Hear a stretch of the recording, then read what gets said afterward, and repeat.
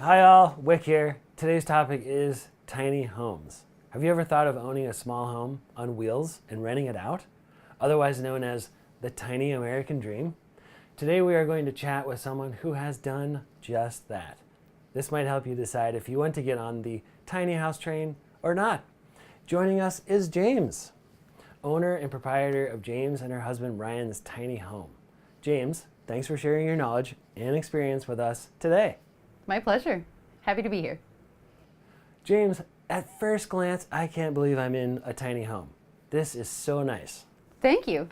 Yes, we love it a lot. We viewed several homes before we bought, and when we saw this one, it really clicked. We knew it was the one. Where do you look for tiny homes? Craigslist?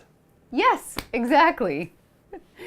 We got really lucky. Portland Craigslist is where we found our house, but we looked all over the West Coast, tiny house listings, eBay, you name it.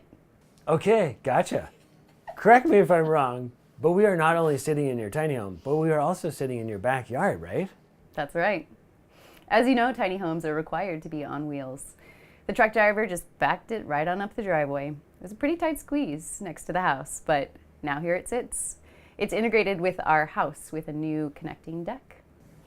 So cool, so cool. James, how about a quick tour? Sure. Do you have 6 seconds to spare? I do. We're now sitting in the living room. Here's the dining room. Upstairs is the loft with a queen-size bed.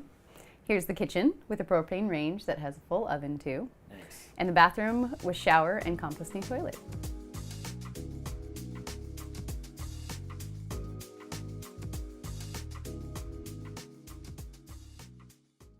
That reminds me, how are the utilities hooked up? Power comes from the house via an extension cord. Since the tiny house runs on a 30 amp system, we have a converter that we plug into an existing outlet in our basement.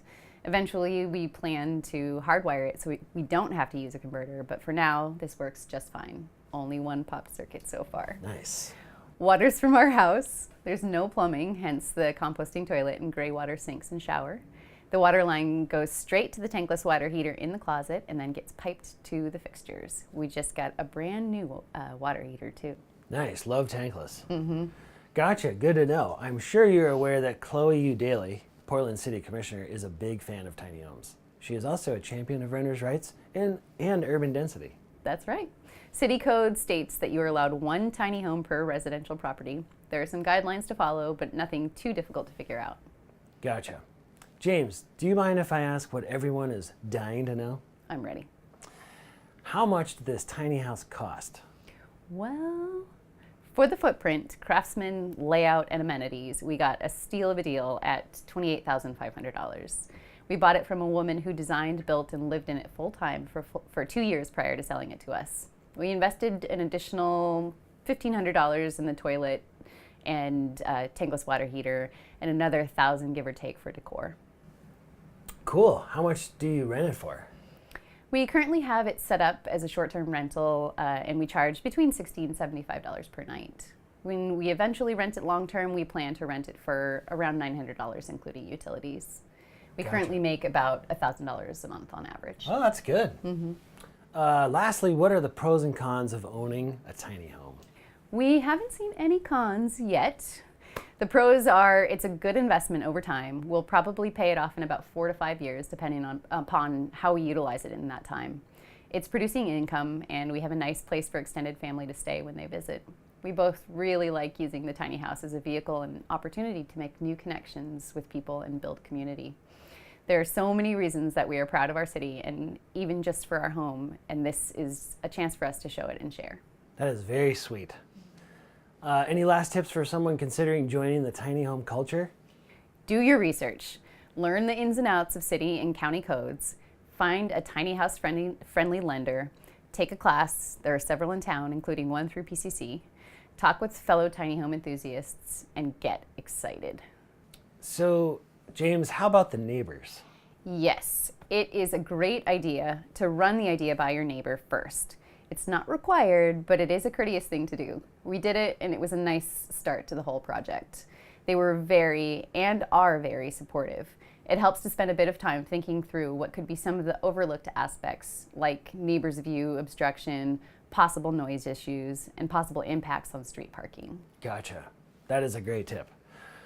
As I've said before, make allies out of your neighbors, not enemies. James, thanks again for your time today and for shedding some light on this gray area of tiny houses. My pleasure, Wick. Thanks for having me. If you have more questions about tiny homes, as always, please give me a ring or post a question on our social media. Thanks for watching. Oh, great saving. Should I change that? No, It's that's too weird? It's quirky and charming. Great. Okay. Yeah. Oh, is it running? Yeah. Oh, okay. James. I'll take it from the top. Sorry. James, thanks for your time today. It was awesome having you here. My pleasure. Happy to contribute. Let's do that again. Yeah. You did a couple. Too many whips. Yeah. James, thanks a lot for having us over to check out your tiny house. My pleasure. Was that good?